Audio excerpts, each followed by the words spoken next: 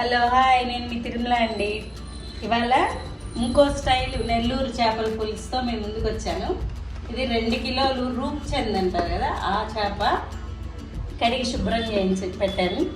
100 గ్రాములు చింతపండు పులుసు తీసి పెట్టాను.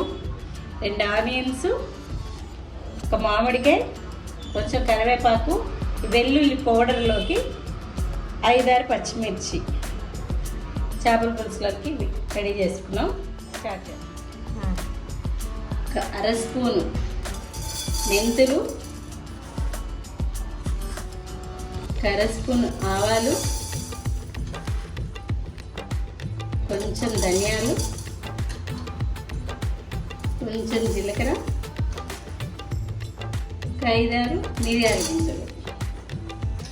వీటిని డ్రై రోస్ట్ చేసి పొడి చేసుకున్నాం. ఇవి డ్రై రోస్ట్ చేసి పొడి చేసి పక్కన పెట్టుకున్నాం.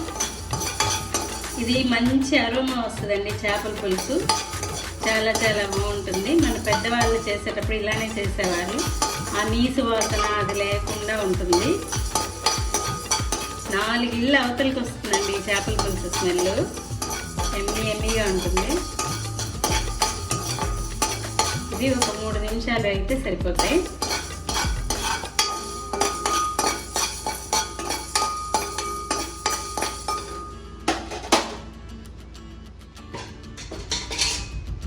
గిన్నె పెట్టి ఆయిల్ పోస్తానండి. ఇది పల్లి ఆయిల్. దీనికి చేపల కూరకి ఆయిల్ బాగా పడుతుందండి. ఆయిల్ తక్కువ వేస్తే బాగోదు. 75 గ్రామ్స్ పట్టింది ఆయిల్.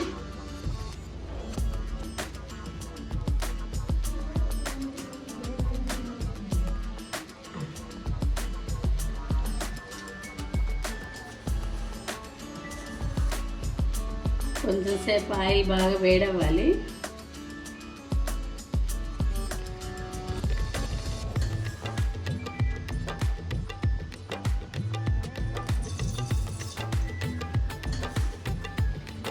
అర స్పూన్ ఆవాలు, ఒక 20 మెంతి గింజలు, కొంచెం జీలకర్ర,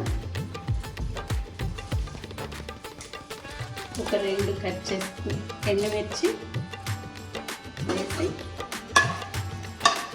బాగా వేగనిద్దాం. తాలింపు వేయింది, ఆనియన్స్ వేసేద్దాం.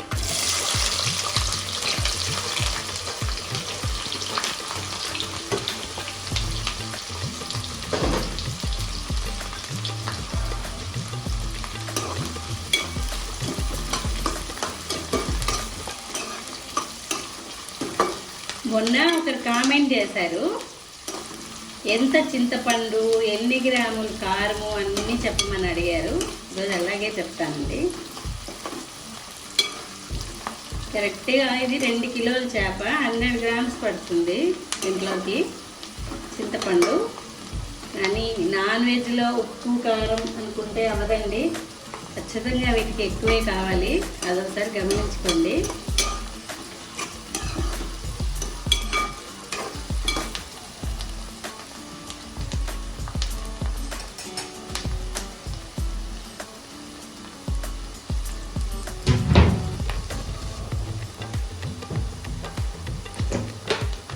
ఆనియన్స్లో కొంచెం స్పూన్ సాల్ట్ వేద్దాం, త్వరగా వేగిపోతాయి.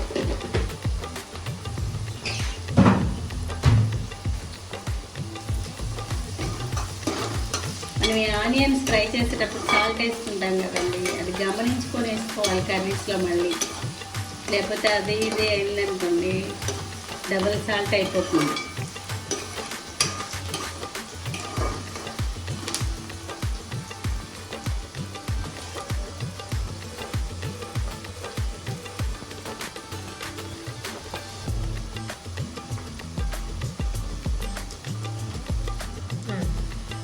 అర స్పూన్ పసుపు,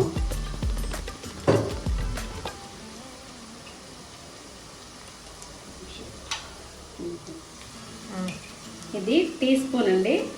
దీంతో 4 ఫుల్ స్పూన్ పడుతుంది కారం. 4 స్పూన్ల కారం, ఇందాక వేసాం కదా ఉప్పు, 1.5 స్పూన్ ఉప్పు, కళ్ళుప్పు వేసాను. ఇలా ఫ్రైలో తాలింపులు వేయడం వల్ల కర్రీకి మంచి కలరు స్ట్రక్చర్ వస్తుంది, బాగుంటుంది. అందుకని చేపల పులుసు ఇలాంటి వాటిల్లో ఫ్రైలో వేసుకోవాలి. ఫ్రై కదా, ఇప్పుడు పులుసు వేసేది 100 గ్రామ్స్ తీసి పెట్టుకున్న చింతపండు పులుసు.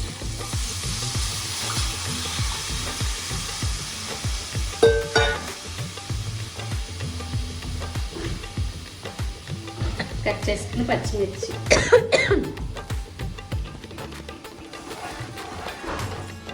కలర్ ఎలా ఉందో, కొంచెం కరివేపాకు,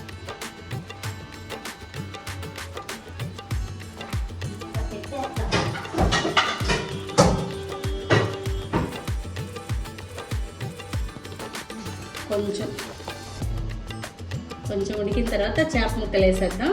కొంచెం పులుసు తెల్లనిద్దాం. 10 నిమిషాలు ఉడికింది. తర్వాత చేప ముక్కలు వేసేద్దాం.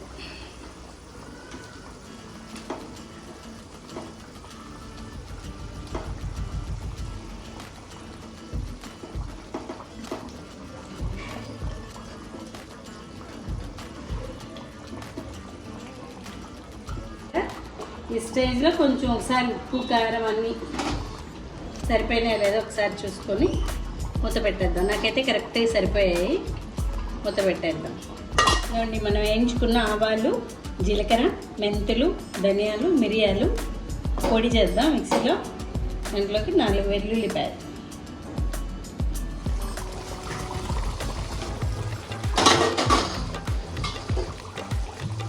కరెక్ట్గా 20 నిమిషాలు అయింది. పులుసు రెడీ అయింది. ఇప్పుడు ఈ మామిడి ముక్కలు వేసేద్దాం. అంటే ముందుగా వేస్తే కరిగిపోతాయి, అందుకని నేను లాస్ట్లో వేస్తాను అన్నమాట. చూసావా, పులుసు తేనెలాగా వచ్చింది. చూడ్డానికి ఎంత కలర్ఫుల్గా ఉంది కదా.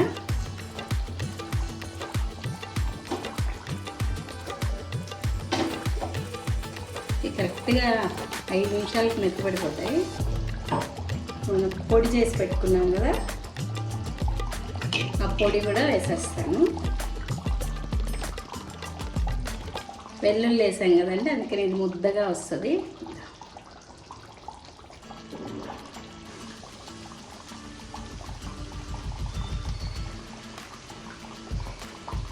ఈ పులుసు కరెక్ట్గా 4-5 రోజులు ఉన్నా ఇలానే ఉంటుంది.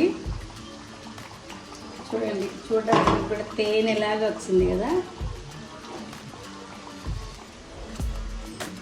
గంటితో కలపకూడదు చేపల కూరని, అలా క్లాత్తో పట్టుకొని అలా తిప్పేస్తే సరిపోతుంది. ఇప్పుడు 2 రెప్పల కరివేపాకు, కొంచెం కొత్తిమీర వేసి 5 నిమిషాలు సిమ్లో పెట్టి పెడతాం.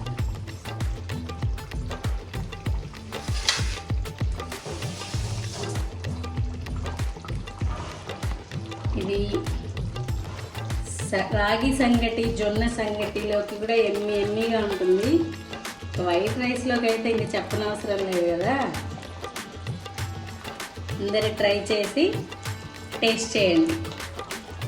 నెల్లూరు చేపల పులుసు, ఎమ్మీ చేపల పులుసు రెడీ. ఒకసారి ట్రై చేసి అందరూ నాకు ఎలా వచ్చిందో కామెంట్ చెప్పండి. దీన్ని రాగి సంగటి బాగుంటుంది, రైస్లోకి బాగుంటుంది. ఒకసారి టేస్ట్ చేసి ఎంజాయ్ చేయండి, నాకు కామెంట్ పెట్టండి. Thank you. నా ఛానల్ సబ్స్క్రైబ్ చేసుకోండి ప్లీజ్. మళ్ళీ ఇచ్చుకోలేను షార్ట్.